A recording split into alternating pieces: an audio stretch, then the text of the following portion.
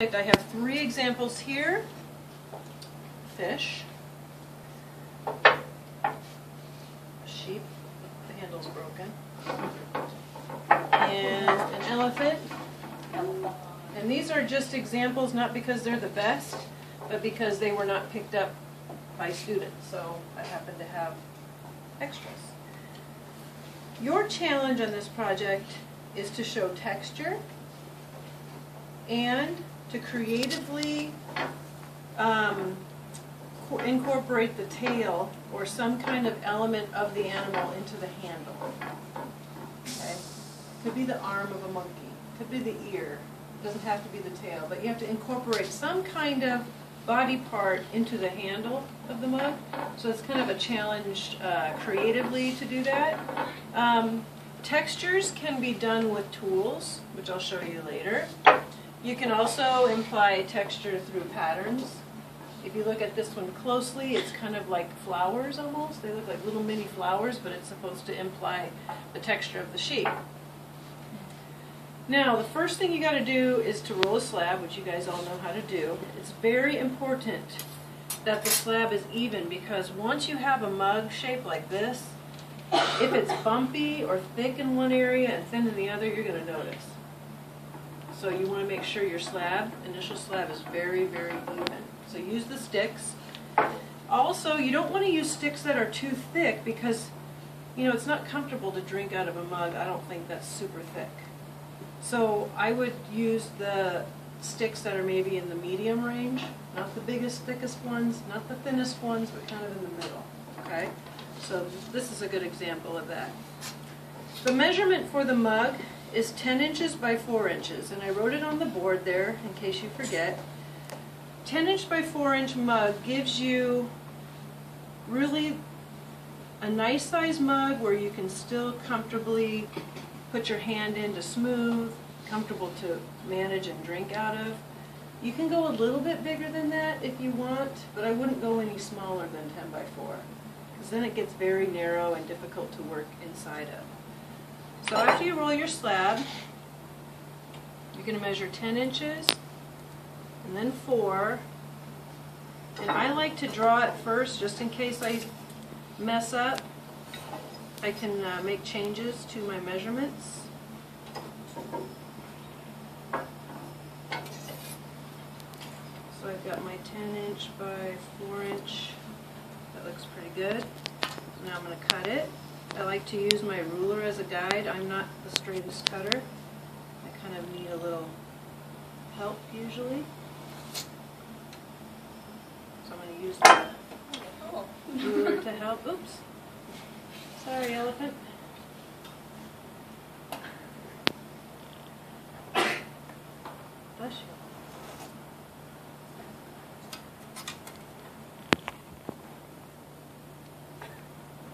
Now, if you have texture on the opposite side, which typically happens in this class because of the types of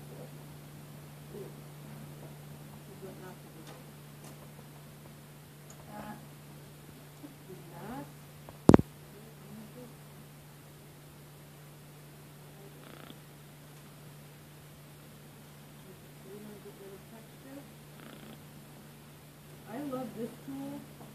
I like both ends for inside the mug and outside the mug. And we want to smooth it before we do anything else, because it's so much easier to smooth it when it's flat.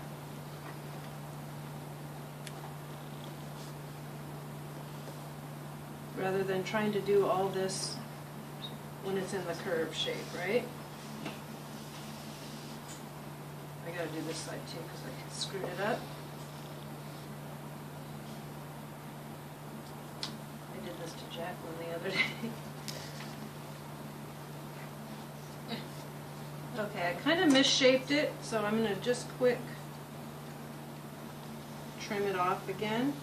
And this is not a problem to make a small trim if you need to after you smooth it out.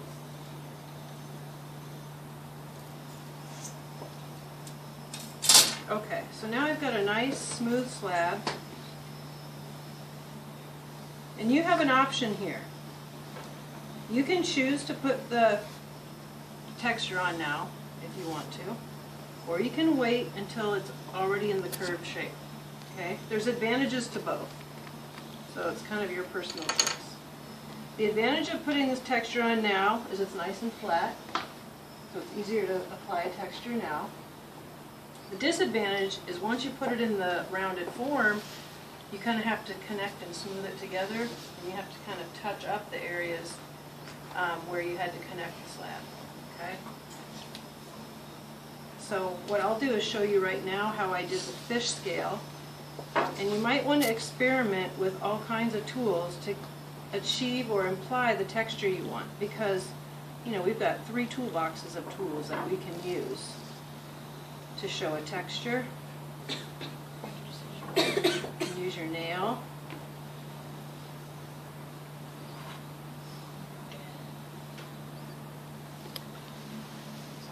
Does this make you hungry? Oh. I was wondering why yours. Okay, so the advantage you can see of doing this while it's flat is it's just easier.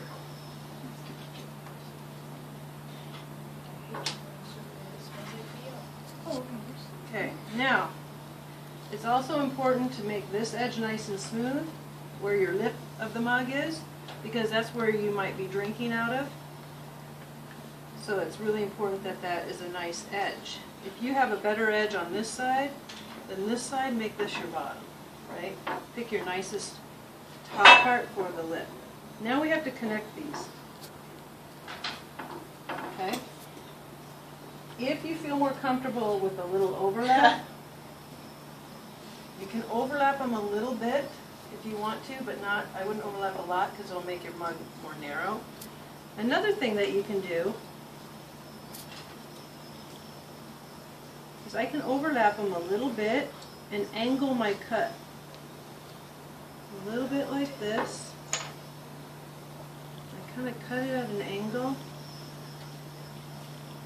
to help put that together. So I just overlapped them a little bit, cut them both at an angle so that when they come together, it's a little bit better of a connection. You can try that as well. Now I'm going to scratch. Obviously, we have to scratch and slip. This is a really nice slip when it's very, very soft and muddy. Be generous with the slip so that when you push this together, the slip oozes out. If your slip doesn't ooze out, you probably don't have enough. Okay? So you want that to ooze out.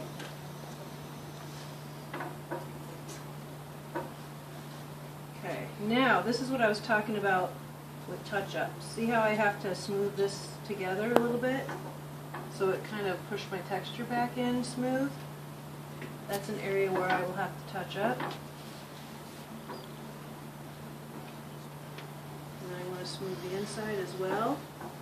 And all I really have to smooth is where the seam is. I don't have to smooth the whole thing. I already did that.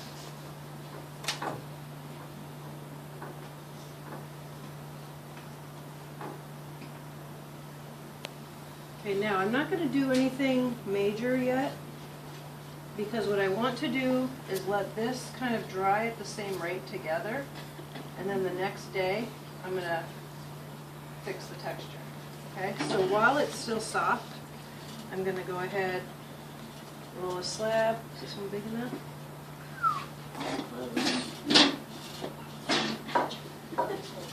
Roll a slab for the bottom. I'm just using my leftover piece here. Scratch. When you scratch, please don't use a knife. Some people are using the knife to scratch and they're just going like this. But that doesn't really make a lot of texture when you do that.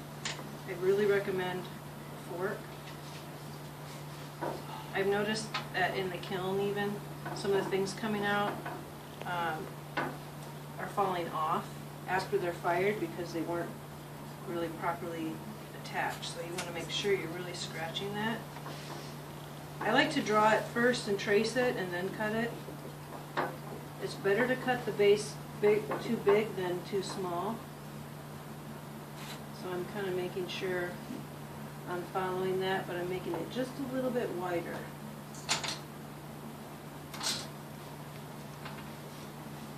Now I need to scratch this on.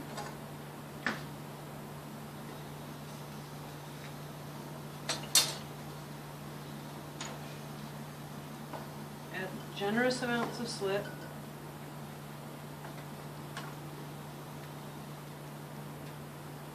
You don't want to smooth out your texture, you just want to blob it.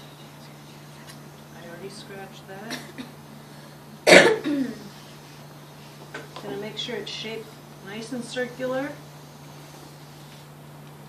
Okay, now I'm going to use my rounded end of this tool to help me on the inside a little bit. Actually, I'm going to recommend putting in a small coil inside, like we did with our candle votive. Remember, I had you make these itsy bitsy.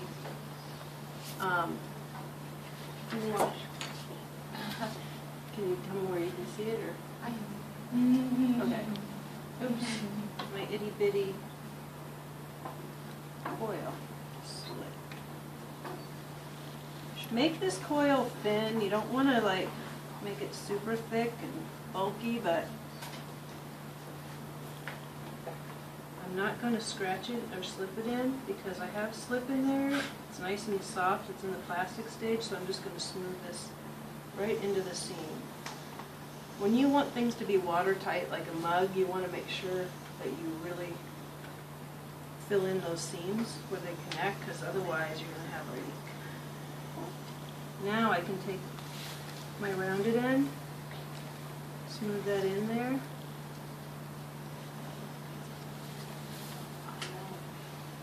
Which pieces? There's a chunk right there. Chunks like on the outside of the thing. Oh, this stuff. There's one on the other side too. Okay. There's a couple down there. Now, you're going to notice that where you connected, it's going to want to come apart. This is why, once you get to this stage, I don't want you to do much more. Let it sit overnight in your bag. You could even put a newspaper in there, because you want this to have a chance to maybe dry a little bit more together and become one piece. Okay, right now it's still too soft. All right, now I just want to smooth out the bottom. Make sure it's connecting.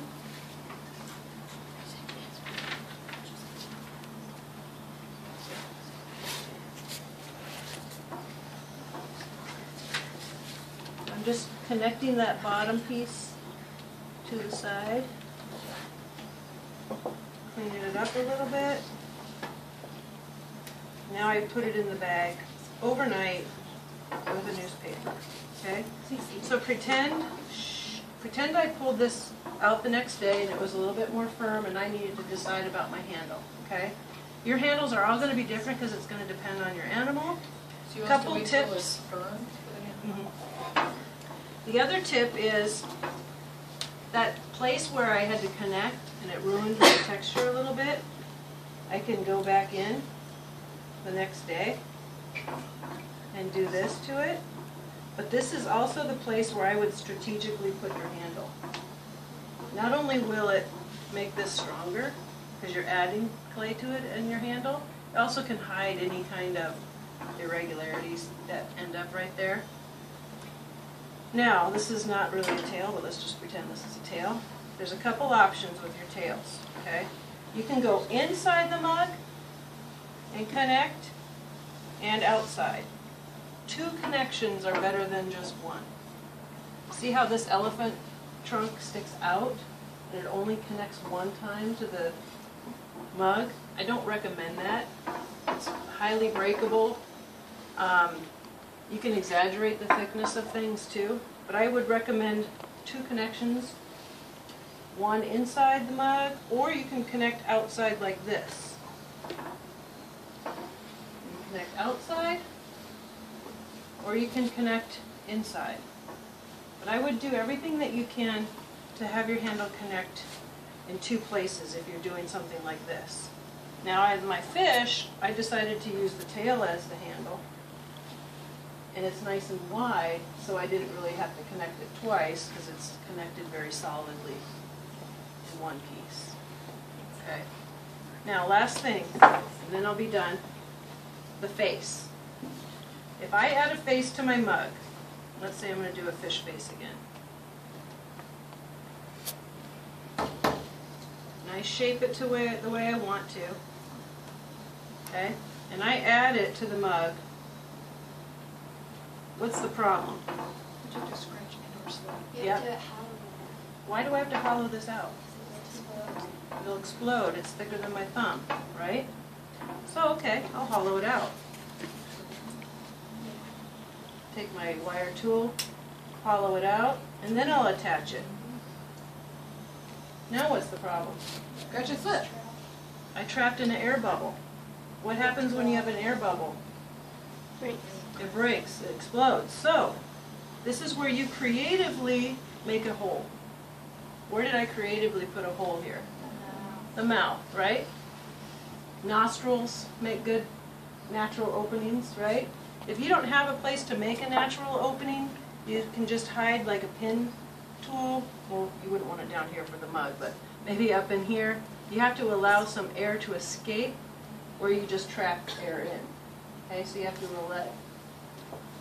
hide that air hole if you need to, but it's kind of more interesting to strategically place it so it looks like it's made for that. So I just took this end, opened up a mouth, and I was good to go. That created that air opening. Okay? Questions, comments? Okay, thank you very much. Go ahead and start thinking about your idea.